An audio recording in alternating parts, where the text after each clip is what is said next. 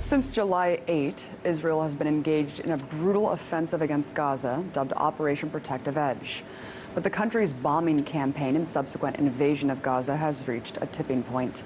With scores of civilians dying every day, the media is no longer able to ignore the bloodshed. At least 690 Palestinians have been killed at the time of this broadcast and over 4,500 left injured, according to the Middle East Eye. At least 161 of the dead are children. That's one child being killed every hour in Gaza, according to the UN. Now, on the Israeli side, 3 civilians and 32 IDF soldiers have died during the latest siege. According to Palestinian health officials, Israel's military has targeted mosques, schools, and more than 25 health facilities, including elderly care units and hospitals. So far, over 100,000 Palestinians have been displaced from the violence. As horrifying as these developments are, this is a tragic tale that's all too familiar. Here in the West, we're taught that Israel is a country surrounded by terrorists who want to destroy it, and that a constant barrage of rocket fire threatens its way of life, which gives Israel the right to defend itself over and over again. A defense that facilitates more than $3 billion a year in military aid from U.S. taxpayers, more than any other country receives in support. So given the overwhelming amount of U.S. support for one side of the conflict, what are its roots? And who is the true instigator of violence? To break it all down, I'm joined by Allison Weir, author of Against Our Better Judgment, the hidden history of how the U.S. was used to create Israel, and founder of If Americans Knew. Thanks so much for coming on, Allison. Thank you for having me. So, Allison, for the last decade, the media has been saying any violence is justified by Israel's right to defend itself from rocket fire going back all the way to 2001. Debunk the talking point that all of this started with Hamas rockets. Yes, it's very easy to debunk that. The media just sort of doesn't bother to look at the actual facts for some reason. The fact is that the first rocket from Gaza was launched in April of 2001. In 2001, a total of 4 rockets were launched from Gaza. I was in Gaza before that, in February and March of 2001, before any of these rockets had been launched. And I personally saw, and many other people did too, that Israeli forces were shelling Gaza at that time nightly. They were also shelling parts of the West Bank. In Gaza, I would go through some residential neighborhoods, and especially in southern Gaza, that were completely bullet-riddled by Israeli mortar fire, rocket fire. They were using F-16s at that time already, helicopter gunships.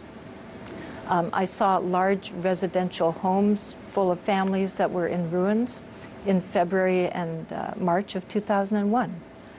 Already that year, I believe Israeli forces had killed about 35 Palestinian children before any of the rocket launches started. So obviously there was a great deal of violence coming from Israeli forces. That preceded the rockets. It's also... Yeah, sure, go on. Well, I was going to mention the other thing that the media says, which is of course following the Israeli talking point, is that it is because of Hamas that Israel is engaging in one assault after another on Gaza. But Hamas was elected in 2006, and we already saw a number of invasions of Gaza, many people killed long before Hamas was elected.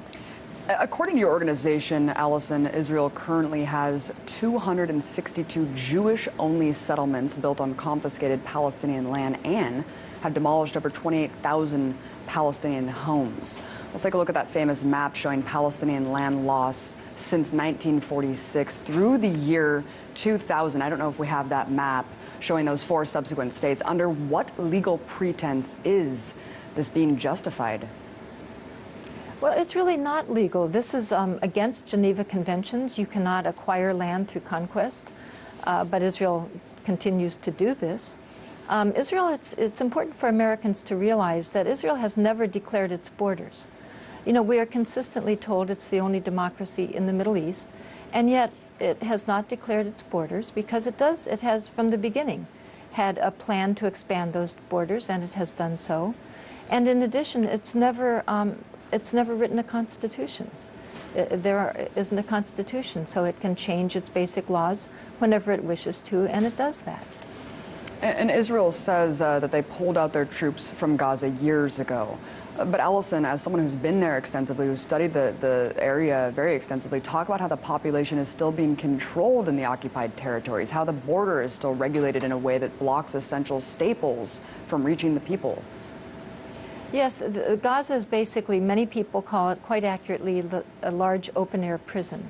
Israel controls the borders. It's very difficult to get into Gaza and to get out of Gaza because Israel and Egypt, which controls the southern border and does very much what the U.S. and Israel want it to do, makes it often impossible to leave Gaza and to get into Gaza. It's very difficult. So after the massacre that occurred a few years ago, in which about 1,400 Palestinians in Gaza, men, women, and many, many, many children were killed. Their homes, huge parts of Gaza were destroyed. I saw that too. Going in a year later, very little had been rebuilt because Israel was preventing building materials from going into Gaza. So people were still living in tents. Schools had not been rebuilt. Many hospitals had not been rebuilt, clinics. I talked to an Israeli, a Palestinian physician who explained to me operating rooms were undersupplied. They often didn't have anesthesia that's necessary for just simple standard operations. They didn't have X-ray film to use for X-rays. There were very significant medicines and medications, life-saving ones, that were insufficiently available in Gaza itself. There were a great many of small children who were suffering different types of diseases, easily treated ones, some of them causing excruciating pain for toddlers, for example, who then were not being allowed to leave Gaza to go for medical care. Gaza has been under a siege since Hamas was elected in 2006. But truthfully, before that, when I was there in a few years before that, it was also very difficult to get into and out of Gaza, even again, before Hamas was elected. Right, so we have all the borders closed, even chocolate, pasta, anesthetics. I don't see how any of those things could be justified to not be allowed in Gaza. None of those things could be made into weapons, Allison. You talked about before 2006. Let's go back all the way to the beginning. You wrote a book called Against Our Better Judgment, which talks about the hidden history about how Israel was created and why it was formed. What role did the U.S. play in its creation, Allison? Well, in researching my book, I was astounded to learn that the movement to create Israel, called political Zionism, has existed in the United States since the late 1800s. And I grew up here, and I had never even heard of that movement, but it's a very significant one.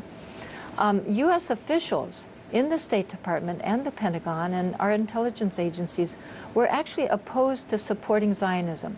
Zionism was the intention of creating a Jewish state in Palestine, land that was already inhabited by a population that in the early 1900s was approximately 80% non-Jewish, I think it was. No, actually it was 95% at that point that was non-Jewish. So the idea was to dispossess that population and create a Jewish state on that land. There were major manipulations in the United States to push the Zionist agenda. I was astounded. There are a great many books that have documented that, just most people don't know about them because most of them are out of print. But there was major activism on behalf of Zionism. Some of it was very public. Much of it was kept hidden. There were a number of front groups for the groups that were in Palestine at that time working to fight against the Palestinians who were living on that land. So it was, if people want to know, well, where did this violence in Gaza start? Do you go back to July 12th or maybe June 8th when the 3 Israelis were abducted? You learned that just before they were abducted, 4 Palestinian children had been killed. You learned that from the beginning of 2014, January 1st, there had been already 30 Palestinians killed before those three were abducted. So where do you start? Where do you go back? Well, to understand the beginning, you go back to the creation of Israel, which occurred with a war of conquest in 1947 to 1949, in which approximately 750,000 people were pushed out to make way for a Jewish state. The Palestinian role in this, their original crime, was simply being on land that someone else wanted. And all we hear today is that Hamas is this terrorist organization that's constantly using human shields and that they rejected this ceasefire. Allison, I mean, how did Hamas come to be, and why did the Palestinian Authority and Fatah fail in Gaza in gaining support? Well, Gaza and the West Bank, both, it's important to remember that they're very much under the control of Israel. The governments within those two entities are there largely because Israel allows them to function to a degree. I mean, Israel controls the borders. We're talking about governments basically within prisons. So they have very limited power. Now Gaza, but there was a fair election in which Hamas won the election. Under Fatah, which was the main Palestinian Authority, things had gotten worse. Israel had taken more Palestinian land. It had created more suffering for Palestinians. The Palestinian Authority had been unable to stop that. So here we have Hamas, a chance to change parties. That's usually considered a very positive thing for a democracy, to see that there is a sharing of power, that a different party can be elected. It was portrayed accurately at that time as not corrupt, that it would fight for the rights of Palestinians and try to prevent the continued confiscation of their land. So there was an election held. By all accounts, it was a fair election. Hamas was elected. Israel did not want that, so immediately Gaza in particular came under a great deal of pressure, especially economic pressure. Hamas was demonized, although it had won an election.